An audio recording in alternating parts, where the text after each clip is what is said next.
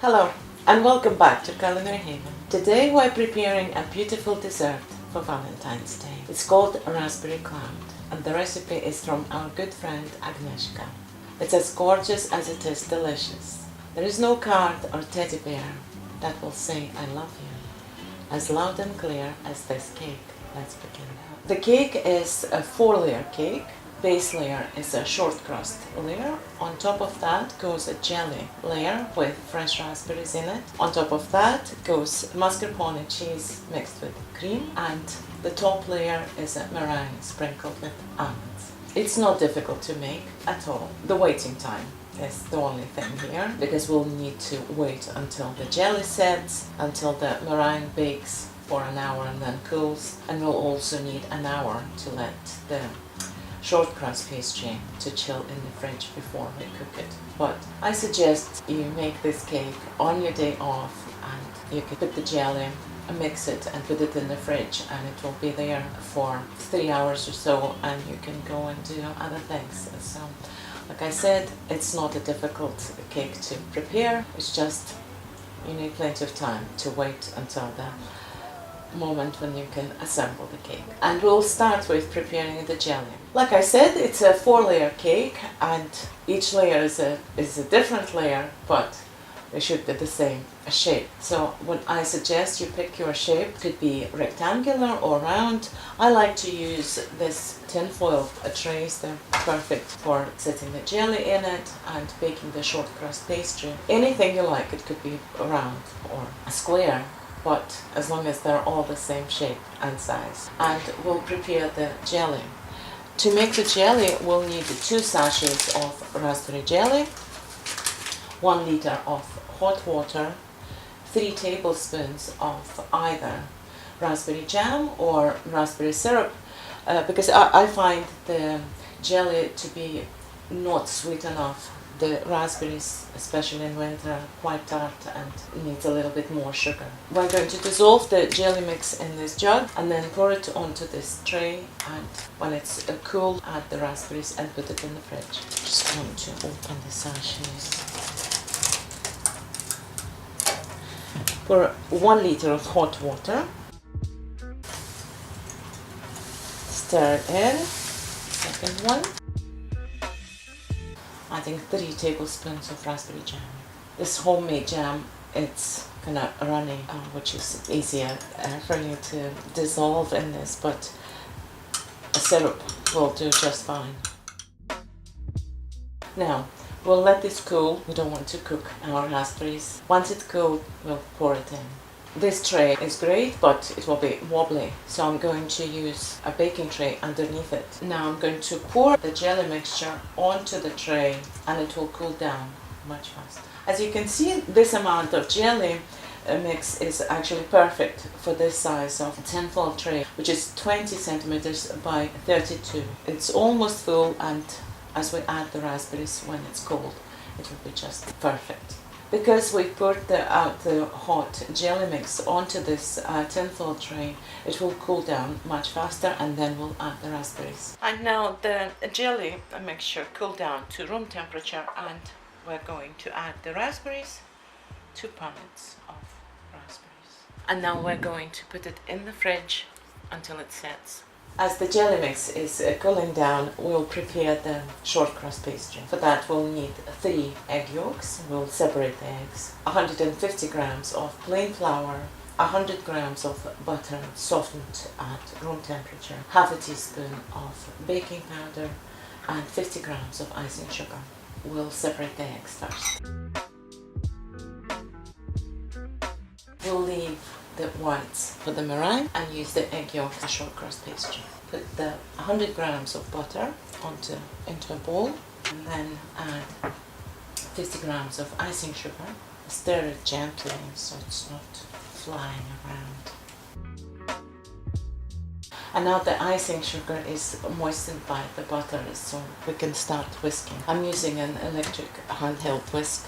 You can use just a normal whisk if you don't have one of those. We'll whisk it just a little bit to make it fluffier. And now we're going to whisk the butter and icing sugar because it's already well incorporated and won't fly around.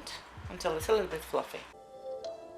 That's enough. And now we're going to add the egg yolks, 1 teaspoon of vanilla, and whisk it all together. Now we're going to sift the flour into the bowl, 150 grams of plain flour and half a teaspoon of baking powder. Sift it in. Now just stir it gently with the whisk first. We don't want it to fly. And now just for a few seconds, put it on. I don't want to overmix it, so I'll just do it by hand with a spatula. Proper spatula, this motion, until all the flour is incorporated into the butter and egg mixture.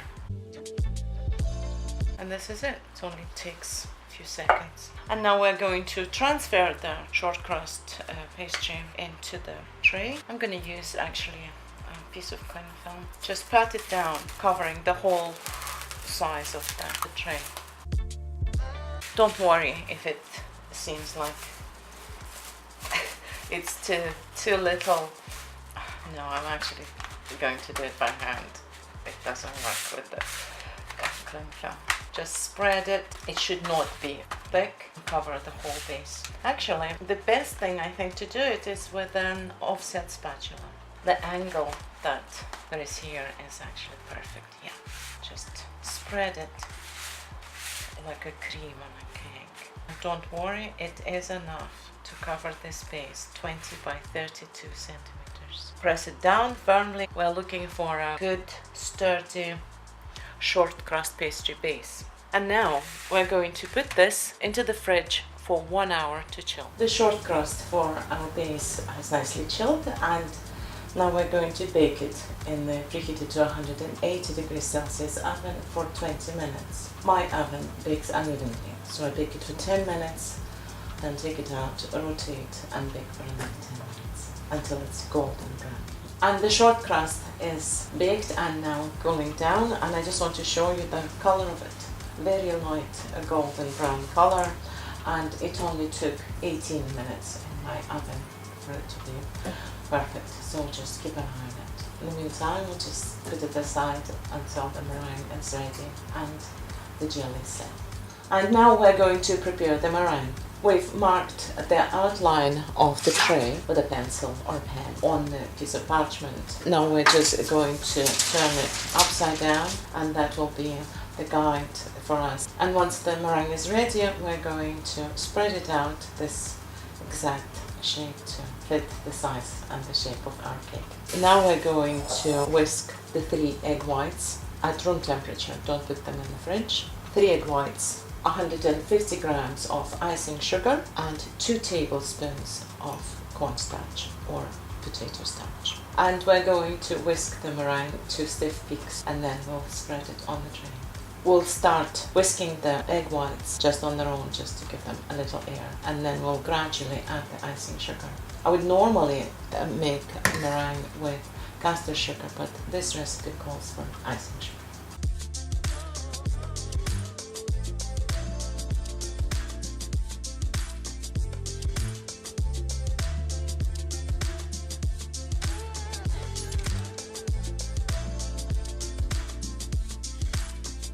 I'm actually going to add the 2 tablespoons of cornstarch into the icing sugar and just whisk it all together.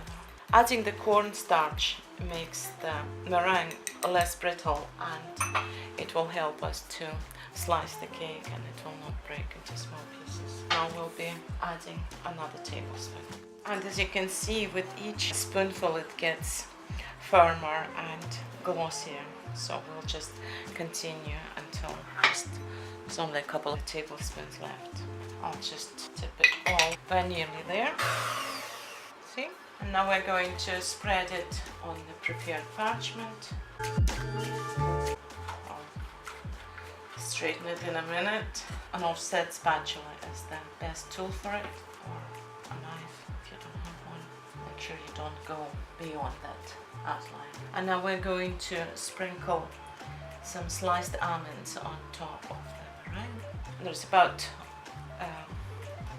40 grams of sliced almonds here in this little jar. So I've used about a half of that, so it's 20 grams of sliced almonds. Into the preheated to 140 degrees Celsius oven for 1 hour. And now it's time to prepare the last layer, which is mascarpone cheese and double cream mixed together with some icing sugar and vanilla. 60 grams, 6 tablespoons of icing sugar, just a little bit of double cream. It's 500 ml of double cream altogether. And now we're going to add 2 teaspoons of vanilla, or 1 teaspoon if you prefer less vanilla flavor. Stir it gently so that there is no bits and lumps. It's nice and smooth, but not long, just that's enough, because we're going to whisk it again later when we're adding it to the whipped cream. Set that aside, and now we're going to whisk the double cream.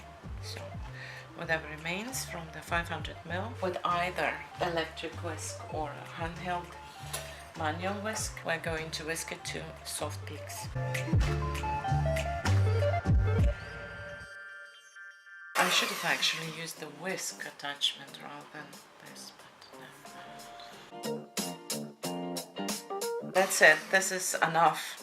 It's a very nice consistency. That's what we're looking for at this point. And now we're adding the mascarpone and sugar mixture. Mix it all together, but do it only a few seconds at a time. It's very easy to overchurn the cream, and then we'll just end up with butter.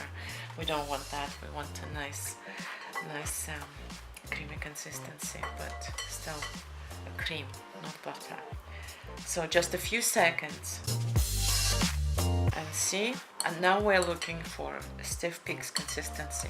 Just another really 5 seconds, and check there, nicely whisked, but not too much. Now we're just going to put this in the fridge until it's time to assemble the cake. And there we are.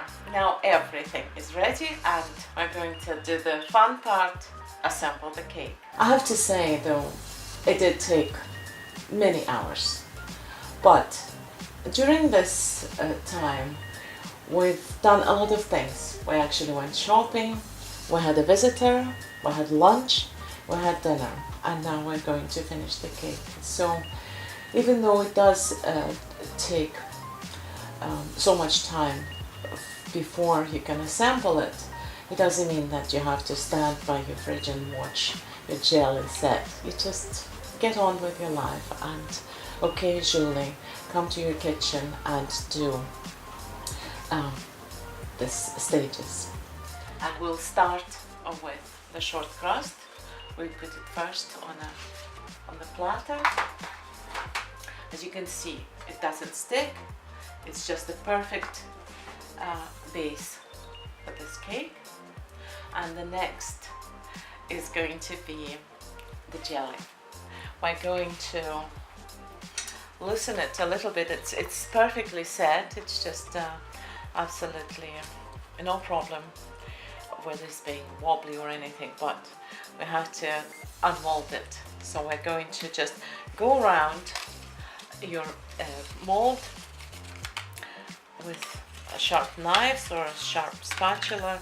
Just go around like this, and then we're going to turn it upside down onto the tray, just like a sandcastle, or rather put the tray on top and turn it over like this and see what happens. Even if it breaks in half, it's not a big deal. It will be covered with another layer, so don't worry about that. But it didn't. It came out in one thing. And now we're going to put this on top of the short crust. And now with the salt boxes back on, you'll probably see better. Now I'm going to try and lift it in whole piece with 2 dough scrapers, but you can also use 2 flat spatulas or turners. Just lift it from both sides like this. I'm not panicking. If it doesn't work, I'll put it on piece by piece. It did work.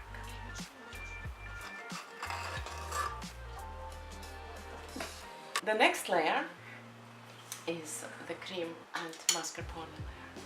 Spread it on. Don't push, just gently with a spatula or a knife.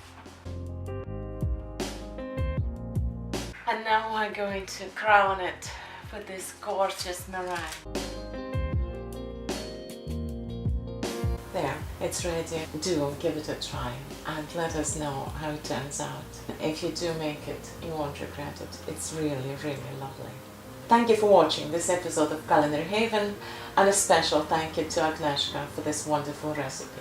Happy Valentine's Day, everyone, and until next time.